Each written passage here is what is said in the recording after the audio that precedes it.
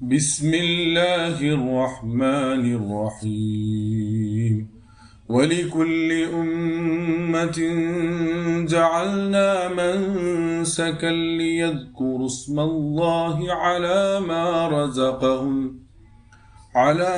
رزقهم من بهيمة الأنعام فإلهكم إله واحد فله أسلموا وبشر المخبتين. പരമകാരുണികനും കരുണാവാരിധിയുമായ അള്ളാഹുവിൻ്റെ നാമത്തിൽ. ഓരോ സമുദായത്തിനും നാം ഓരോ ബലിനിയമം നിശ്ചയിച്ചിട്ടുണ്ട്.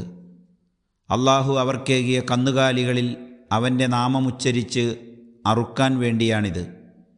നിങ്ങളുടെ ദൈവം ഏകദൈവമാകുന്നു, അതിനാൽ നിങ്ങൾ അവനു മാത്രം വഴിപ്പെടുക. വിനയം കാണിക്കുന്നവരെ സന്തോഷവാർത്ത അറിയിക്കുക. സൂറത്തുൽ ഹജ്ജ് ആയത്ത് നമ്പർ 34.